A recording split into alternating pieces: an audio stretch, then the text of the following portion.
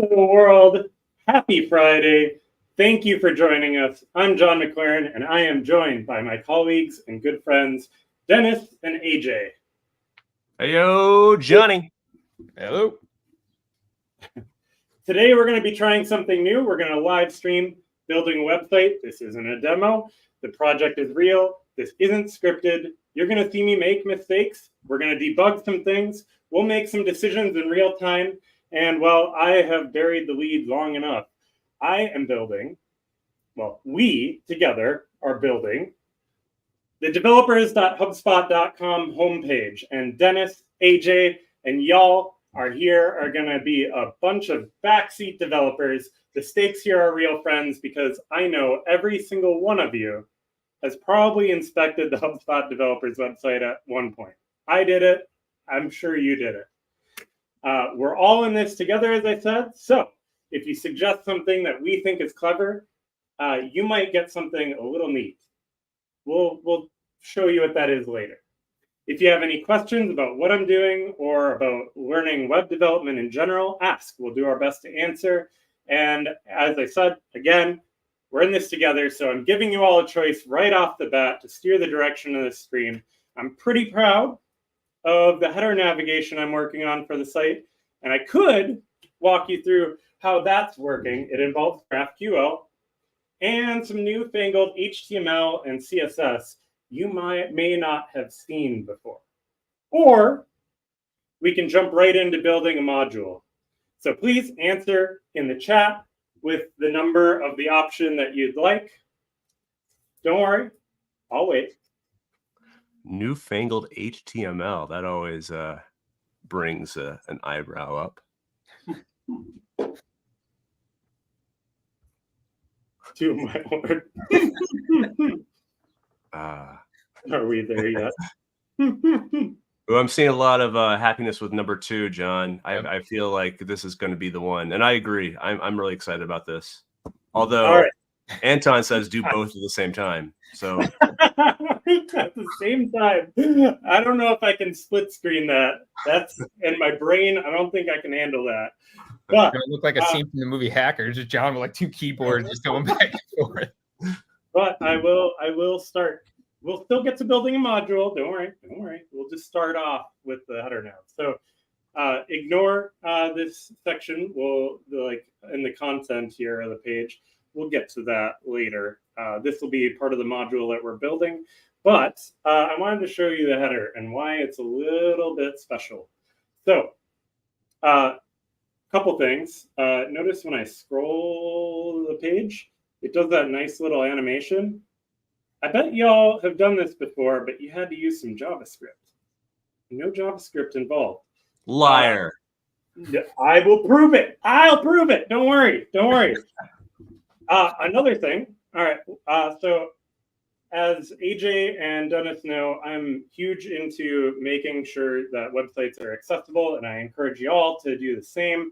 And I will hopefully shed some knowledge around accessibility throughout these streams.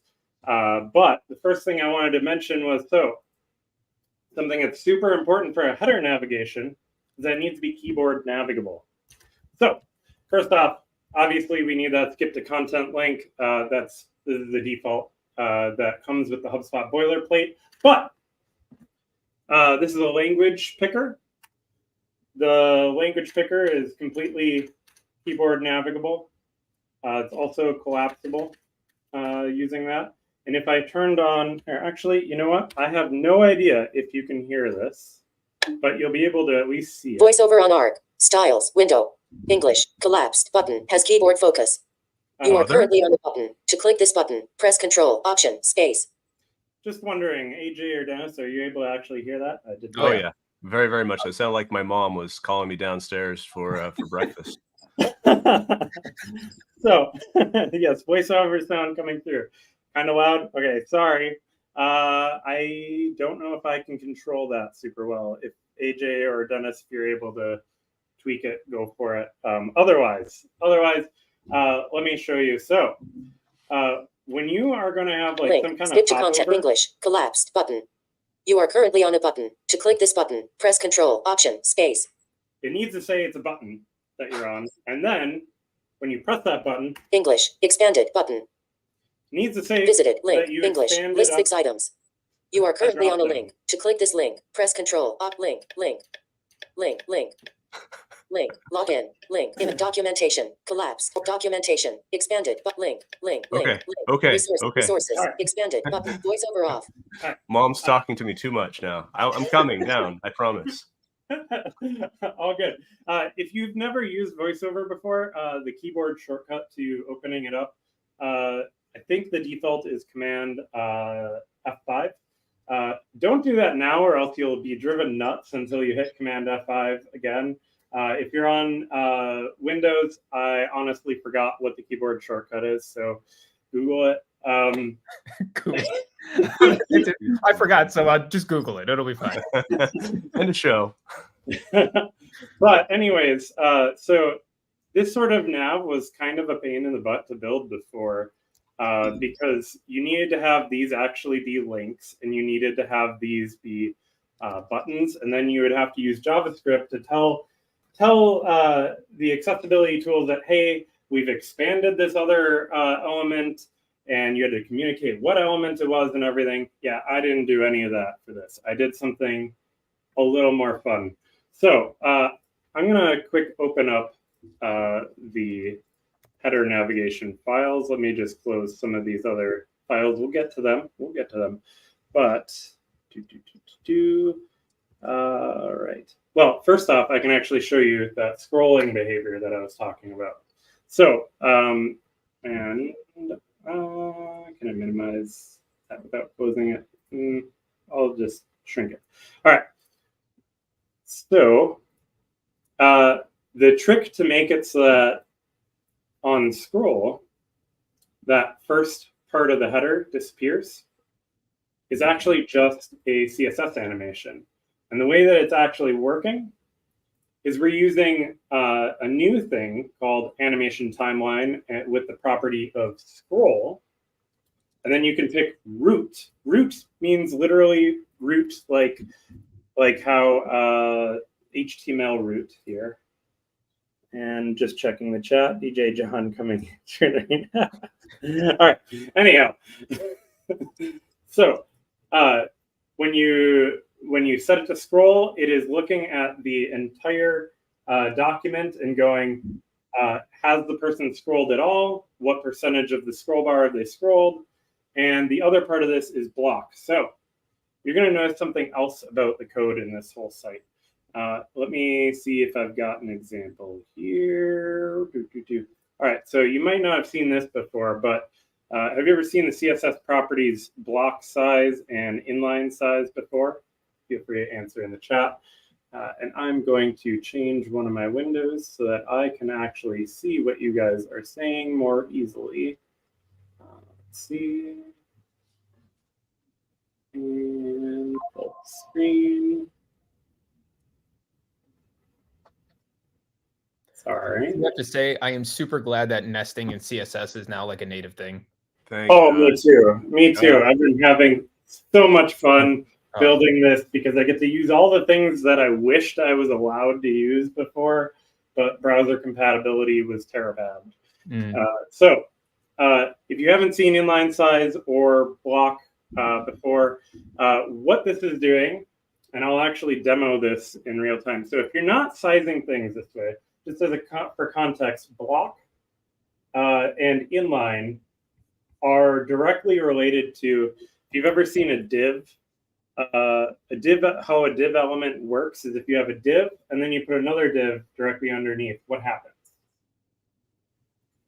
It will stack the two pieces of content one over the other. But if you do the same thing, but with a span tag, what happens? It'll actually put them side by side because it's acting like text. So block refers to vertical adjustment, but not quite. There's a reason.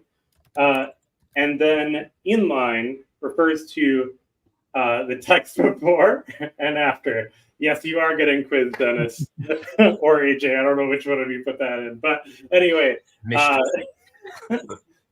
so what it's doing is, and it is actually super cool for a lot of reasons, but if you do border, for example, I will just do it on an actual element here. Let's do it to the HubSpot Developers logo. Don't tell our fabulous designers that I'm going to do some things they would probably not love, like putting a border block. You know what? We'll just do border block for now, and then we'll do 5 pixels, solid, and then var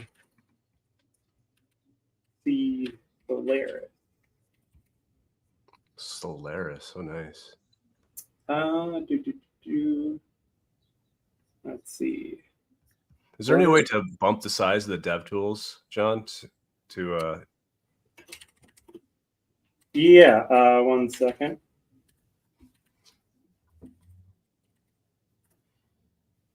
And of course, it's a live demo, so that's the other direction. That's not what I wanted. There we go. Maybe it's just because it's something in the header. Let me do it to this H3 real quick. All right. I will expand this out too to make it a little easier to see. So we'll do border. Actually, we'll do padding. Padding, block, and then we'll do 15 pixels. We'll make it more exaggerated. All right. So what you're seeing here is just like you're like adding padding to specifically top and bottom.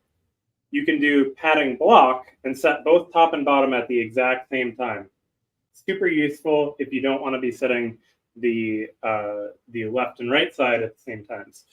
So that you can do that. The other part is padding block start, and we'll do 60 pixels.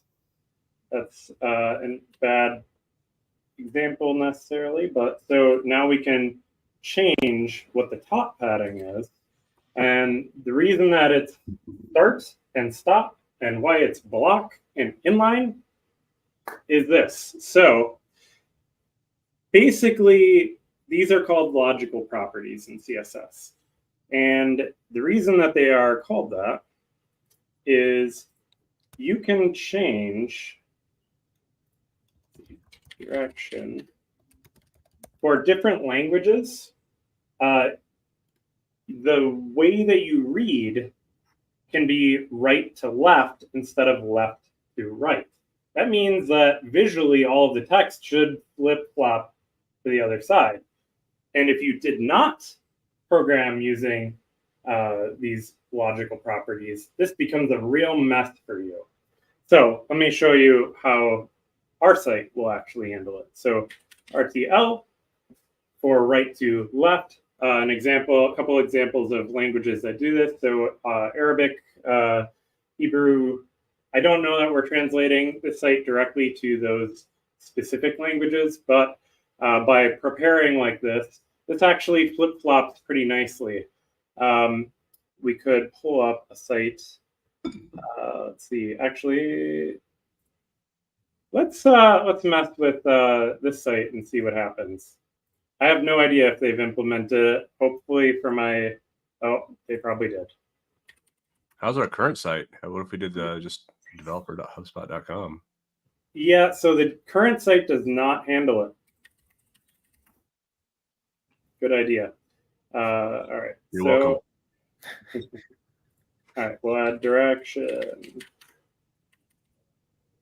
It's not terrible. It could be worse. It could be worse. But it still looks a little funky. So here's an example of why that doing padding the way that I was doing it makes more sense. So if you're doing padding right, 15 pixels,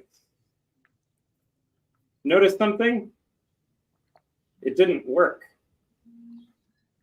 Now if I flip back to the other direction, it worked. Well, it probably did. Let's see. Inspect. Actually, I should use margin or something because there's already a padding on the button. That's a bad example. So let's use margin. All right, so there's a margin there. And then if we change it to, change this again back to direction.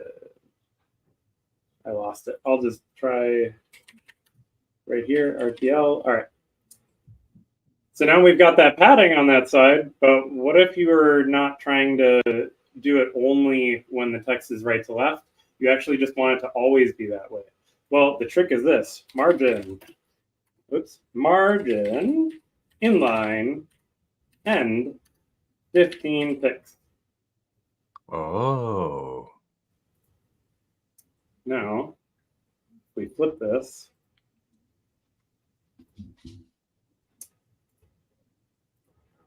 it'll still be on that side, and it'll flip to the other side on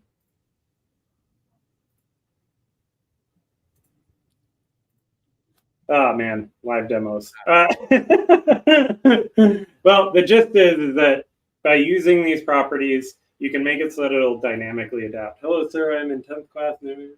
What do you suggest to learn further? I like AI, and I would say there's a few different AI libraries out there, as well as actually, I know this is a little detour, but I think it's worth it. A lot of people will find this cool. Google has a new thing coming out for AI that's built directly into the browser, so you don't have to use like OpenAI's APIs, etc. It's opt-in right now. It's a beta. I don't have the link actually offhand, but so I do recommend checking that out because the future of doing AI, especially when there's sensitive data involved, so like say contact data and other types of data that you don't necessarily want to hit another API for it,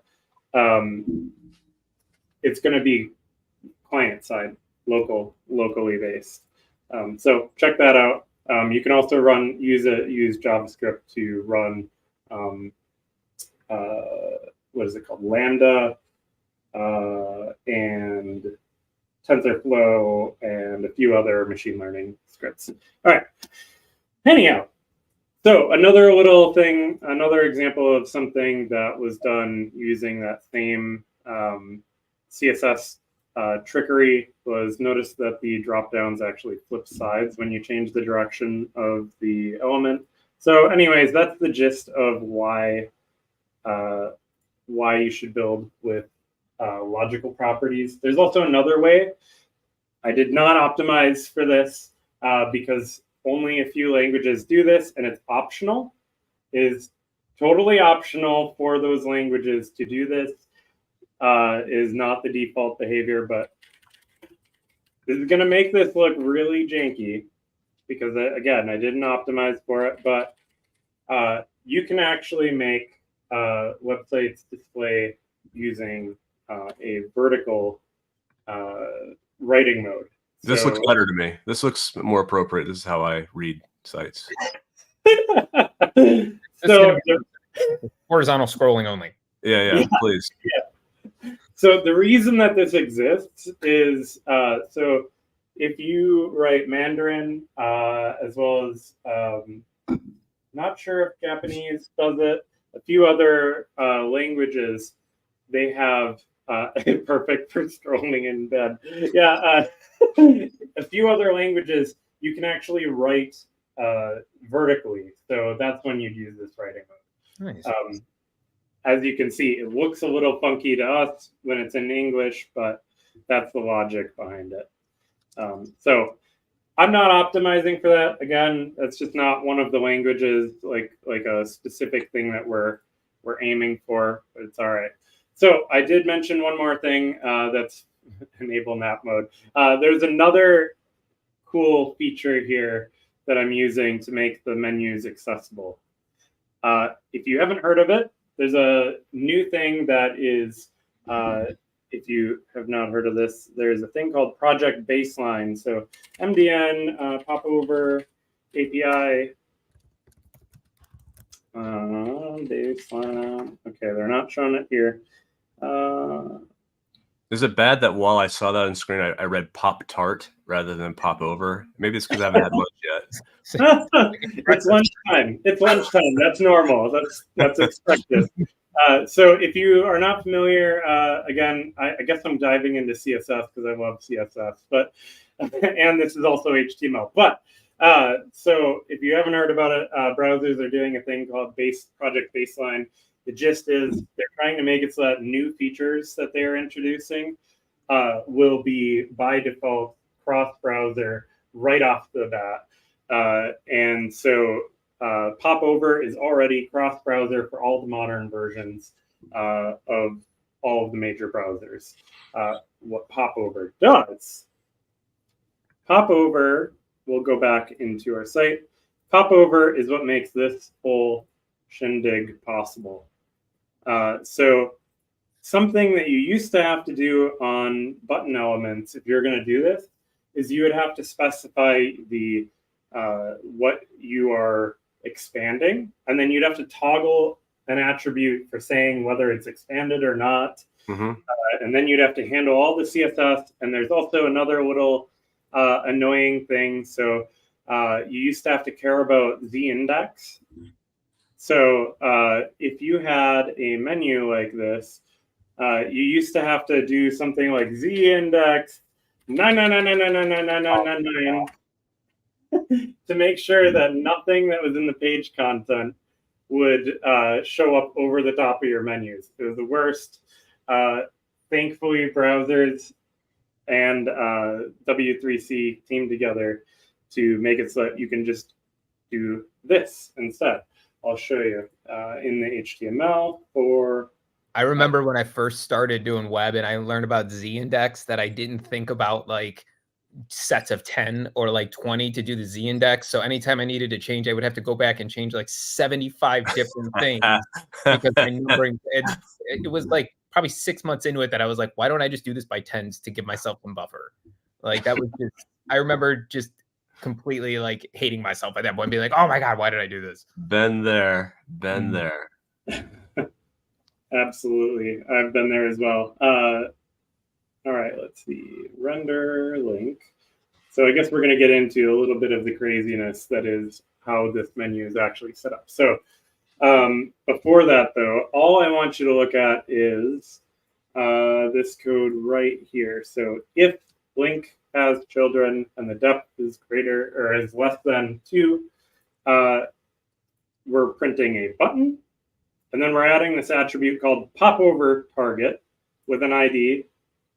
And then we're just adding this SVG just for the little drop-down chevron. And then in the actual children, we're adding the attribute Popover and an ID. This is all you need to do to make it so that it's keyboard navigable and clicking it will pop up the Popover. And it also means that you don't have to do this z-index anymore. The reason that the z-index thing, you don't have to do it anymore, browsers invented a whole new thing called top layer. Basically, they throw the element in the rendering pipeline, they throw the element all the way to the bottom of the page, and then basically give it like a fake z-index. So super handy. And it makes it so that you don't have to write a bunch of JavaScript. So there is no JavaScript in this header at all right now. I might add some for the mobile menu. Haven't gotten there just yet. So John, real quick, in your code there, you're using like the menu items. Do you want to speak to like the difference between using just like the normal Hubble like menu generation thing that we have and then being able to actually use like the menu function to iterate through things?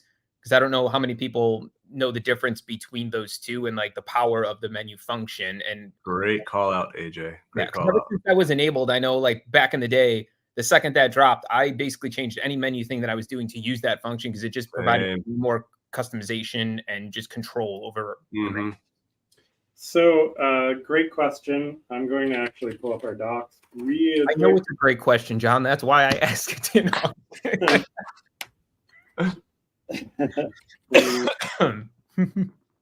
Oops, I already had it pulled up there. All right. So what AJ is talking about is we have a function. This is for if you are feeling like you want to manually control all the HTML and code for your menu. Otherwise, we do have default menus, as well as in the boilerplate, we have a menu module. And I will show you what I'm doing here in our code. Our code's a little bit different. So this is specific to how we do the HubSpot.com and developers.hubspot.com websites, but I'll show you kind of what we're doing there. But first, you mentioned that that function. So what it does, we click the docs. All right, so it will give you an object. Where is it? Menu items. So if you do menu, and then you provide the menu ID or name, or you can provide default, and it will default to your default HubSpot menu from the advanced menus in HubSpot settings, site settings. Then you can pick from a few different ways that you want the menu to actually operate. So let's see here. If we jump over to the function docs, the options are that you can do site root. This is what you normally do for like a header nav, but you can also do different things like top parent, which is great for situations where, like, if you want to have like a sub menu that links to all of the sub pages within that section of the site, that's what this is great for. And then breadcrumb. So if you need to build a breadcrumb menu, like horizontal type menu, you can also just use the breadcrumb option, and it'll give you those links in a really nice format. So this returns an array of links objects, and let's see, link for that. So if you want to see all of the different options, all the different things that show up in that object, it's also in our docs. Menu node variables. You get the label, the URL. You can also get like the content IDs, which is useful if you want to do any kind of metrics tracking, etc. The link target, so if you want it to open in a new tab, etc. So that's the normal way of doing it. And that's actually how our menu module, the normal boilerplate menu module, how that actually works. So this is the boilerplate menu module, and it does exactly that. .children is how you get the menu items. So what we're doing inside of the menu, though, and I'm doing this in the developers.hubspot.com website as well, but I thought that this is probably worth stepping through because not everybody has actually taken the time to actually understand how our module is working. So let me shrink this down a little bit more so you can see more of this. And I can't. Curious if a video dedicated to building an ad mod. Yeah, if you guys are interested in learning more about how to build really sophisticated menus, definitely let us know. We can create a video about that. But so the idea is we have a macro that we're using. And so if you were a part of the Hubble Mastery live stream that happened, was it 2 weeks ago or a week ago? Yeah.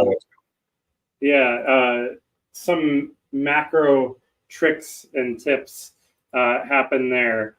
But basically what we do to generate a menu is we create a macro for the individual link item. So this is the individual menu item, not the whole menu itself. We then generate, we go, okay, this is going to be a list item.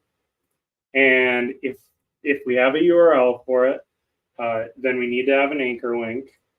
If it doesn't have that, then it's probably going to be a drop-down situation.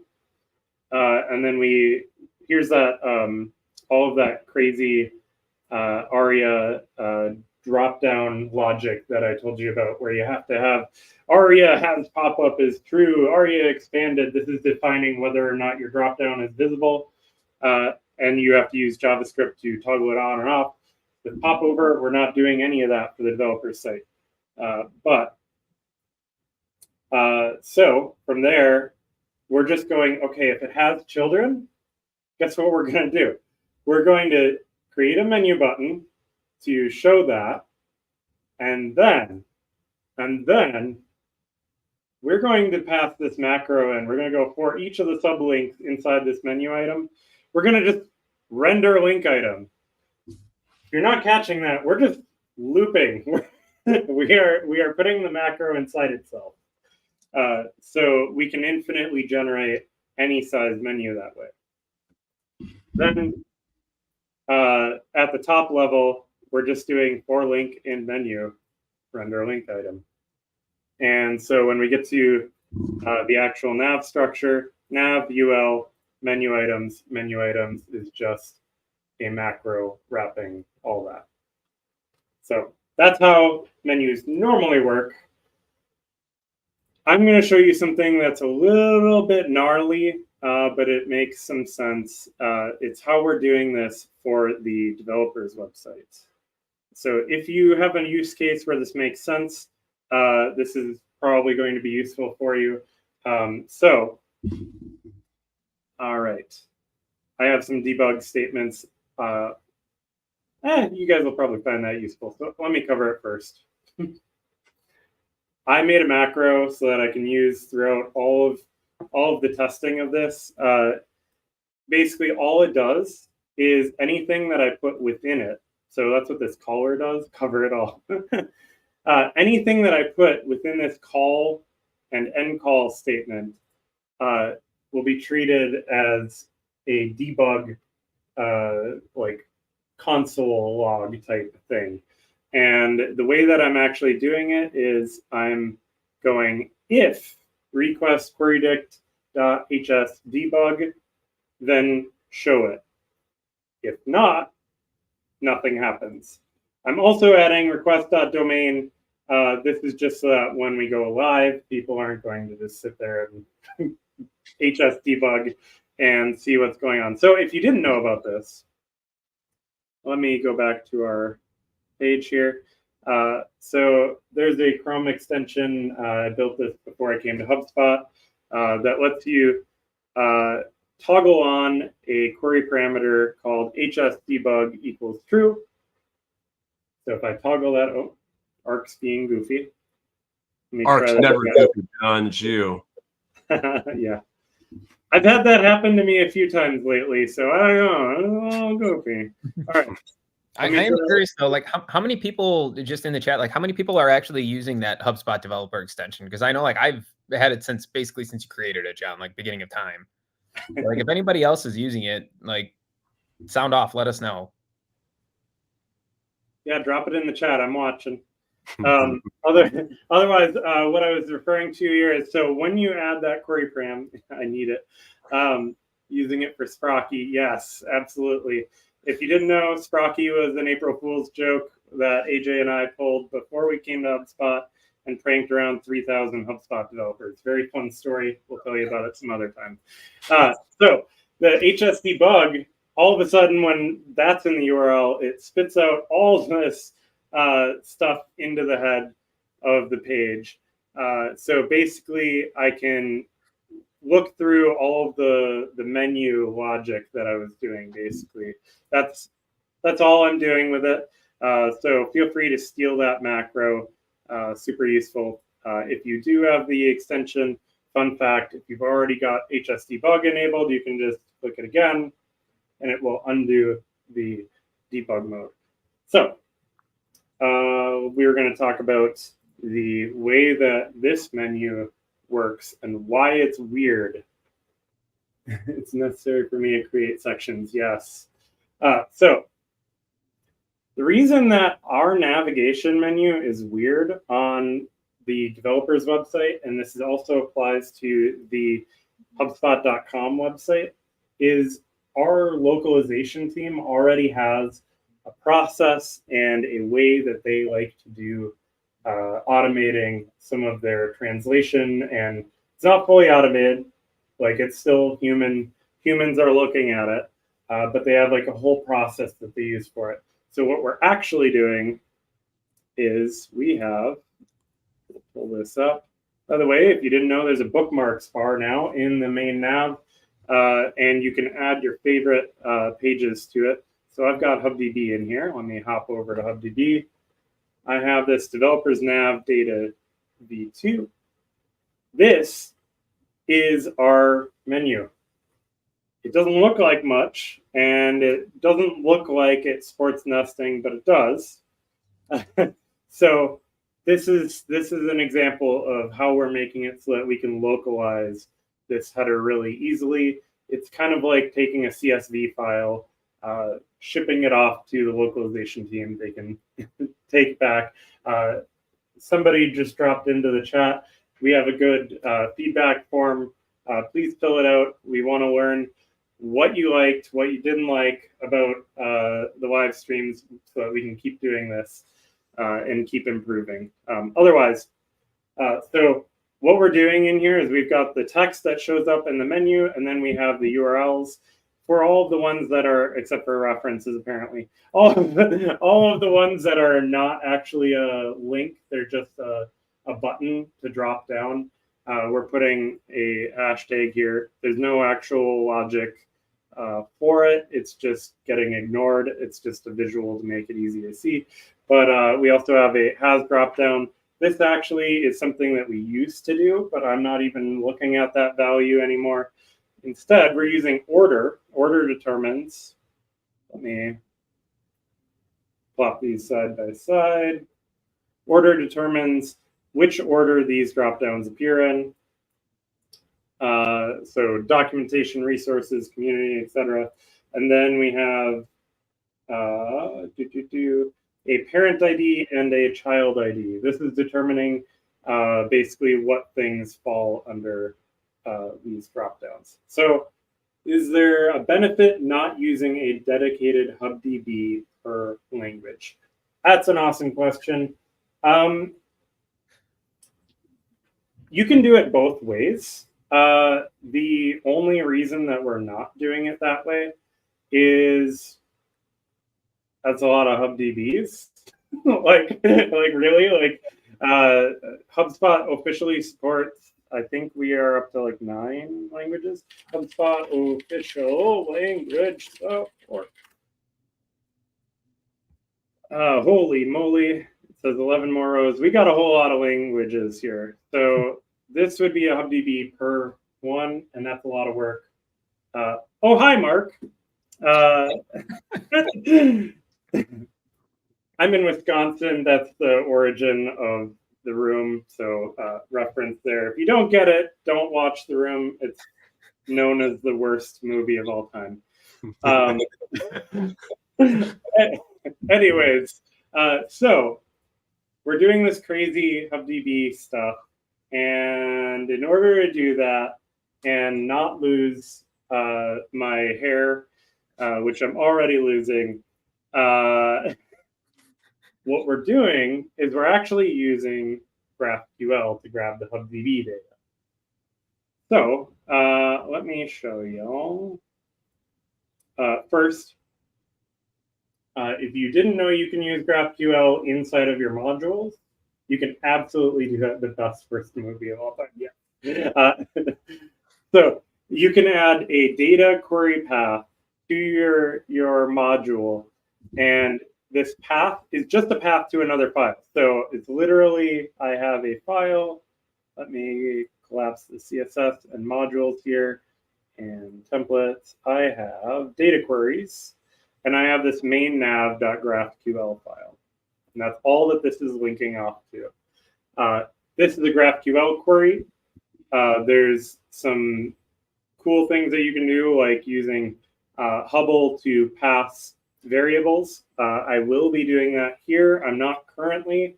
I've just pre-prepped it for doing that. So right now it's English only, but I'll show you. If you've never used GraphQL before inside of HubSpot,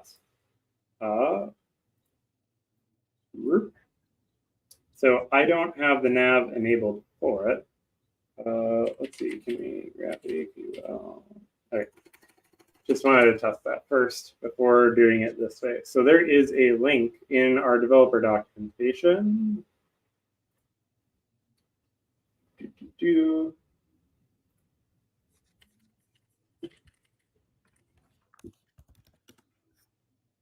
not follow Brooke's advice on leaving. Stay with us, please. But please go check out GraphQL. Brooke, what you doing? Okay, so in our developer doc, we know this is a problem that you can't easily find this tool if you do not have the CRM development tools. I've talked multiple times with the teams in charge of our navigation, so hopefully we'll get this into a better spot for you to be able to find it. But there is a link for GraphQL, and whoop. Nice. That link takes you to the link for GraphQL. And then you can go, maybe I should do this off of the stream so you're not all looking at every account that I have, but it'll let you pick which account you want to operate in. And I will quick put it back up on the screen once I'm done. Developers. You know what's a bad search term to use when you're a developer advocate and you're looking for your staging site? Typing in developers when you hit Command F when you're looking for accounts. All right, here we go. So here is the tool, GraphQL. If you're not familiar with GraphQL, like you've never used it before, don't worry. You don't have to know it. It's a query language that makes it really easy to get the data that you want out of HubSpot in the format that you want. You can filter. It requires sales or enterprise? No. Ooh, wow. With a snap, he says no. GraphQL is available for free in every tier. The things that you can query, though, that depends on what tier of HubSpot you have. So HubDB is, I do want to make sure that I'm not making something up because we did change things recently, but... You better be right, John. That was a very aggressive snap. And I think Mark is a little upset about it. Yeah. And to all people, Mark, I mean, come on. Wrong guy. Yes, the CRM dev nav beta. Yes, that is correct then, Mark. Yeah. Yes, correct. That's where that tool currently resides. That's why it's kind of funky to get to it right now if you do not have sales or service enterprise. But HubDB is Marketing Hub Enterprise or Content Hub Professional or Enterprise. So if you want to query that with GraphQL, you can. Here's how I'll explain this. So in order to grab our nav, I'm going to go rogue here and show you how easy it is. I deleted that whole query. We know that I created a HubDB. We know that the HubDB's name is called dev site header. We know that it is a HubDB with a bunch of rows, and we don't need the metadata for the HubDB. We want the rows of data. So we can go dev site header collection. Notice how it's generating the query right here. We know that we want all of the menu items. We know that the fields, the columns for the HubDB involve name, they involve text, they involve URL, for example. Now, if I hit this play button, which means run, it'll run that query. It'll show you a query complexity. This is a system that we use for handling limits, because you can literally query everything inside of the CRM and all of your HubDBs in one query if you wanted to, and that would be super, super expensive. So we have limits on complexity and some other little limits, and they're using this point system, and basically you want to stay under those points. This is not a complex thing to do. just querying one HubDB with a couple of properties. But already you can see that the value that we're getting out of this is we're getting all of the rows right here. We're grabbing the name, the URL, and then we can also grab, say, if they had a dropdown. Someone was going to ask something. No. Oh. Just make how us busy you are. Okay. We can also grab the order. So this, again, is determining the order that these appear in. But maybe you don't actually want the order in the data. You can do this. So you can go, I want the data to just be ordered by order. And you can pick whether it's ascending or descending. And so then all of the list items that you get are ordered based on that. So that makes creating this menu super easy because I have all the data I need. And the actual query that I'm doing is this one. I'm grabbing the text. The URL has drop down name, language, order, description, parent ID, child ID, GTM code. Is English URL, that's something we're using for translation's sake, in case a page does not have a translated equivalent. There are certain times where that might be the case.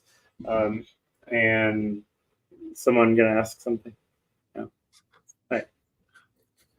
So I was a little ambitious, I think. So I wanted to retain most of the cool logic that was done for the render link macro, but I wanted to do it using the GraphQL version of the menu instead of the actual menu function because we're not using the HubSpot menu system for it. So instead, we're actually setting, let's see, well, first, I mentioned that we have in the meta, this is where we have that query. So once you've got that, you can then query against it. And let's see, main nav. So I have main nav query. This is that HubDB GraphQL query. I'm just setting it to a main nav query variable. And this is some crazy logic that I had to do this. But basically, I need to find out the parent-child relationship. And I want to regenerate the same exact structure that our menu module from the boilerplate uses, because I actually really liked the format that those links came in. So I'm actually translating every single link into that format, and then I'm looping through them to actually get the child objects, and I am appending them to an array.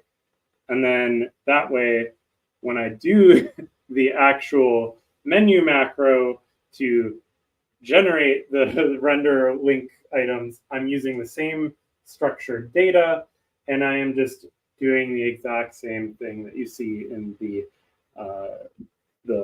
boilerplate menu module, with the exception that I'm using popovers because I wanted to minimize how much JavaScript I was putting into the page. So that was a lot.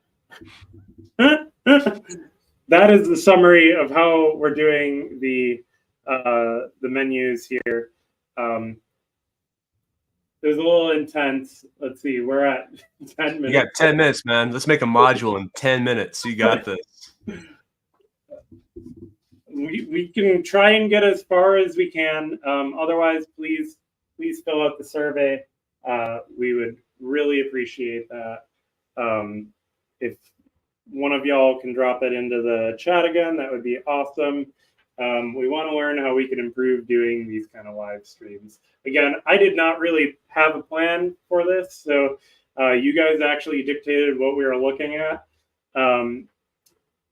We will try to be more productive maybe in getting some modules done in the future, but I think it's a lot of fun when you guys get to choose things. In fact, we did a pilot live stream, and we started building this module here.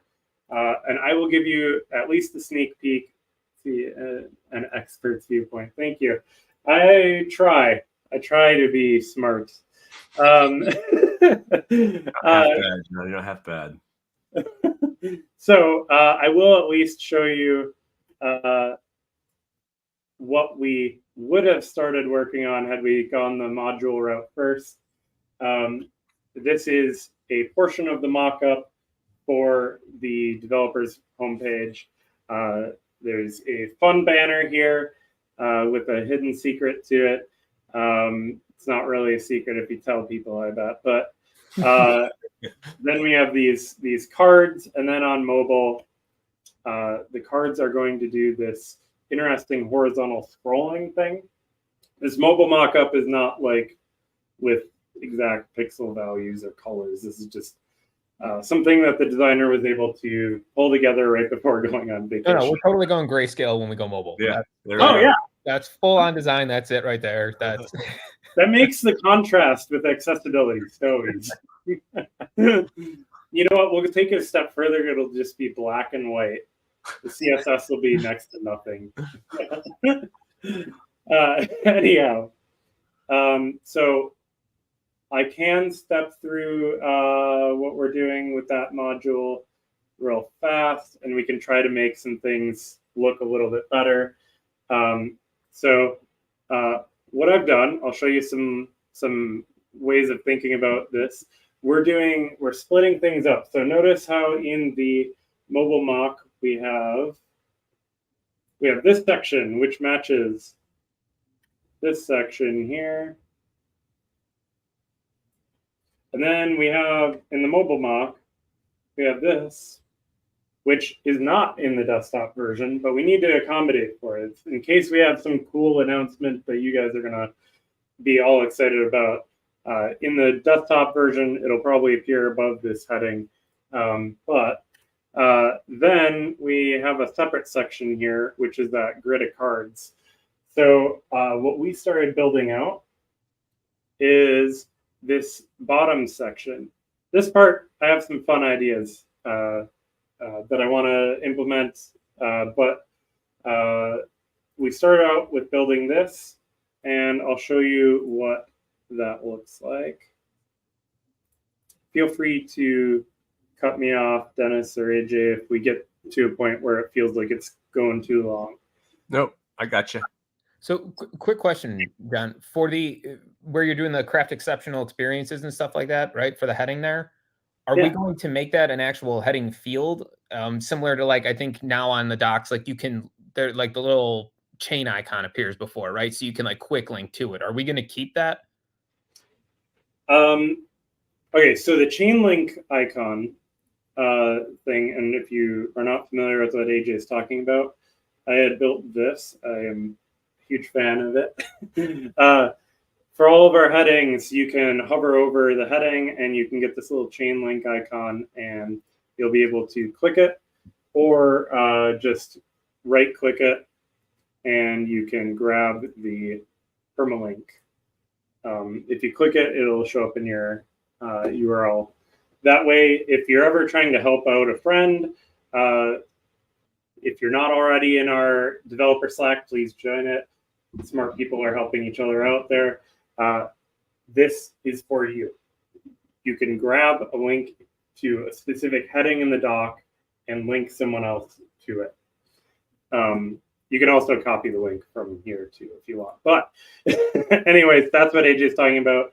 I think for the content pages, so our actual dev docs will probably do that. For the homepage, I don't think we're gonna have these in these modules, just because this isn't referencey. Oh yeah, I wasn't gonna totally tease the entire design. You'll have to come back to the next streams to get more of the design. But these headings, we're not gonna probably do that, even though it's not that hard and is cool. Tell people to. Yes, please do read the manual. AJ and I worked very hard on that when we first started at HubSpot. Most of the CMS docs were initially written by us that you see. And then we have now a DevDocs tech writing team who are wonderful and have written most of the docs since and continue to update them. Speaking of which, one quick other call out. If you didn't know, there's a feedback form at the bottom of every doc. Please do use that if you find something that is inaccurate, unclear, missing information, or there's some irrelevant stuff to what you're looking for. Let us know. We do actually look at the feedback. There's a ton of feedback that comes in, as well as people just asking weird questions. It's not a place to ask questions. Like if you're trying to get a job at HubSpot, this is not the form to fill out. There's a careers page. Yeah.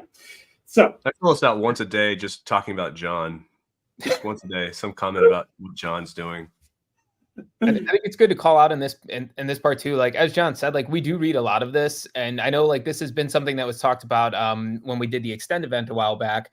Even in the developer Slack, if you guys are talking, we are watching. We may not always respond to what you are saying, but I can guarantee you that there are links constantly shared in our internal Slack that are directly linking to comments in the developer Slack, and teams do discuss what's happening in there. So don't feel like you're just shouting into a void. Like we are actively listening. We are paying attention to what you guys are saying. It's just we can't publicly comment on some of the things, but you can guarantee that there are conversations happening in the back end in HubSpot around a lot of the stuff that you guys talk about. Absolutely. Yeah. Well, let's see. We have 2 minutes. How far do you think we can get? Well, are there any design decisions or code decisions that we need to make in terms of the module? That's a great way of breaking this down. So here's kind of the thinking that has been started so far. Is we know, all right, we need text right up at the top. So we know this needs to be text. Something that I prefer to do, you don't have to do it this way. You could use a headline module like Anton just suggested. I'm not doing that here. I actually want it to be part of the same module because I have a feeling we're going to reuse this piece a few times throughout the site. But something else is I don't want this to just be a text field. The reason is there may be times where we want to change what that heading is. Maybe have some specialized text like some italicized or bolded text. Or we might want to have like a tagline appear under it, like a little piece of text underneath. So if you notice, we have a rich text field, which pro tip, don't name your rich text fields the default values in production. But this is what our heading is. And this enables us to go hello world. And we'll have underneath, we'll get our paragraph. That way you can change that text below. The other thing that we need to care about is this. So we have a grid of cards. So we need a wrapper for this. And then each of these individual cards is a card. Each one of these has an icon, a heading, some text, and a learn more button. And will these be from a blog, or are these going to be pulling? Where do these lead in the end? Like the text that's in there, are you determining on this page, or is it being pulled from the description of a blog post or something? That is an awesome question, representing ARC. Yes, I'm a fan. However, it has done me wrong a couple times during the stream. Just saying. Anyhow, so your question was, are we pulling this from another page, or is this going to be written in the module? In this specific case, in this specific one, it's going to be in the module. For other modules that will be on the homepage, and you'll have to tune in again to a future live stream to see it, but we will be pulling from the blog, and we may be pulling from another location in the future as well. So the reason that we're not pulling from a blog is these aren't blog posts. These all have to have an icon.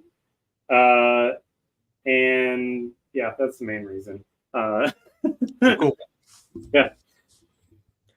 So as I mentioned, we then have the icon field, we have a heading field, we have text, and we have learn more. Notice I did make the learn more be a separate field. You might be thinking, why isn't it just like this is just one big thing, and that learn more is just a link in it?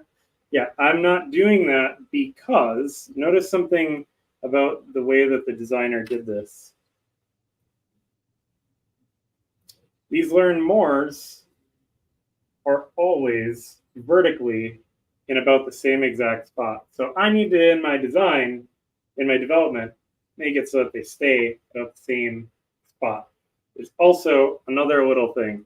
There's another field that we're going to do on the learn more that's because we care about accessibility. I was just going to ask if you were going to do the thing that we have enabled on a lot of the link fields that we do. Yes, so I am doing that. So what AJ is referring to, let me pull up that module. Header nav, icon cards module, fields.json. So this will actually be easier to show in the design manager. Did I close that? Oh, good. We can look at it here instead. So I've created a field group called cards. All right. So where is the beginning? Cards.choice field. Default group. Children. It's out of order. Like the items in my fields.json are displaying a little bit out of order, and the reason for it is because I did a little trick that you can do in the design manager. Let me just open up the design manager real quick.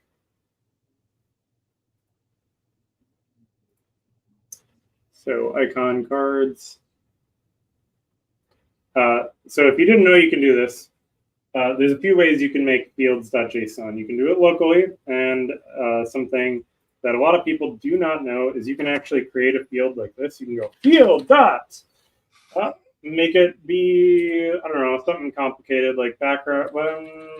I think we have gradient. Let's do gradient. Gradient's a complicated one structure-wise. So if you wanted to, you can just type field dot, and this requires the HubSpot Developer's extension in VS Code. Totally install that. You can type that in and then just hit tab, and it'll generate the JSON for you. So you can do it that way. I did originally do it that way, but to try to speed some things up, there's another trick that you can do is you can go into the design manager and you can go and you can add your fields here. You can then customize all of the settings here. And then you can do this nifty little thing. You can go to actions. You can go copy JSON. And let's create a new file here. You can paste it. And there you go. You have the entire file with all of your fields. So now getting to that link thing that AJ was talking about, it works the other way around as well. At least for me, just type in gradient and select the field option. Exactly. And you can also, I also reference the developer docs all the time. So sometimes I'll copy and paste from there. Whatever you're feeling on the day that it is, if it's a Friday, whatever comes to your brain first, go for it. So what AJ was talking about is we do something interesting with links. So it's not implemented in the HTML, but I will show you right now. So we are getting a link text field. This is what is visually shown. And then we have an accessible description of what's at that learn more text field. So the way that you use this is you'd go and in your HTML, let's see, we'll copy this. we'll display it right here, and we don't need all of that, but I'll explain what that is because I know that not everyone knows why this is a thing. So, all right. Let me quick add span class SR only. If you didn't know about it, this is also included in the boilerplate. It's actually got a different class name in the boilerplate. I renamed it just out of habit. I always use SR only. Doesn't matter what you name it, but basically there's a trick to visually hide text. Basically, the way that it actually works is really funky, and can't believe that this is kind of like the universal way we all do this. But basically, the class just goes, make this thing with a width of 1, a height of 1, position it off of the page so that it can't be visually seen, use CSS clipping to make it as small as possible. It's just a weird trick. Basically, the gist of why we're doing this, though, is so if we have a link and we want our link to have this link text, we'll copy this. Oh, another pro tip, what you're seeing here, all I did to get this Hubble, if you have, this is especially useful when you have repeater groups, you can go to the group and you can go copy snippet, and I'll just paste it into this just so that you can visually see what's going on. It generates the for loop for you. It goes and prints all of the different fields that you have. Obviously, you're going to want to put in your own HTML and everything, but this gets you a huge part of the way.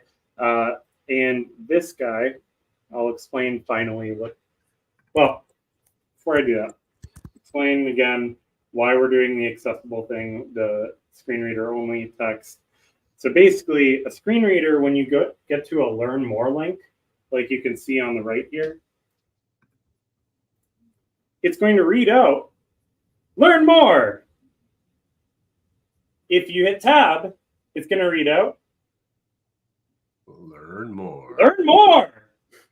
You keep doing that, learn more, learn more, learn more. That's useless. Like if you are listening to a screen reader telling you what these links are, you have no idea where you're going to end up. So by using screen reader only text and using a separate field, we can go, okay, this will take you to rich code samples. So you could make things easy and just use the heading text and have that be here. I wanted to be able to do it a little bit more like straightforward and explicit. This is what you're getting. Maybe I'll make it so that if you don't enter a value, we'll fall back to using this. I don't know. So that's the logic behind that. And then one last thing, and then maybe we should wrap it up because we are 10 minutes over. But y'all have probably seen this before, and this is a HubSpot history thing. About time we have another video or two on accessibility. Yeah, absolutely. If you didn't know, we do actually have some videos about accessibility on the HubSpot Developers YouTube channel. Absolutely check them out. There's a cool panel one where we talked with John Sasala, a partner, a HubSpot partner, and also, oh man, I'm drawing a blank on his name right now. But an awesome person who's an advocate for accessibility, and we talked everything accessibility that we could in like an hour. So check that out. But so getting to this inline text thing, this is something that not even every HubSpot employee actually knows. This is a history thing. So before we had this module system, you would use these Hubble tags everywhere. These Hubble tags would let you have fields inside of your page. And so you would directly click on that field in the page to edit the text. An example of kind of what this looks like. I'll just tell you about it. I don't have a blog template on. Well, actually, you know what? I think I might. We'll see how janky it is at the moment because I was not planning to demo this. So we'll see. HubSpot Developer blogs, changelog, HubSpot Developer blog, not Japanese. Okay, I guess we're going with Japanese. Oh, there we go. Okay, so you've probably seen this before, a couple of different things. So you can click in the page and your title gets filled in there. So we can do that. You can also have a rich text field and type directly in the page. Well, those Hubble tags that I'm using here, that's what those are for. It makes it so that we can put a wrapping element around your field value so that we can do that. We are not doing that currently in custom modules, but it is something that we could do down the road. So if you want to have your modules magically support that functionality someday when we can get around to implementing that directly in modules, then that would be the trick to doing it. Otherwise, you can just get the direct value for your fields and display that. And then you would still have to use the edit modules pane to edit the, yes, Sam Prue was the guest that I was trying to remember. Super awesome person. I encourage you all to check out what he's up to as well. So, okay.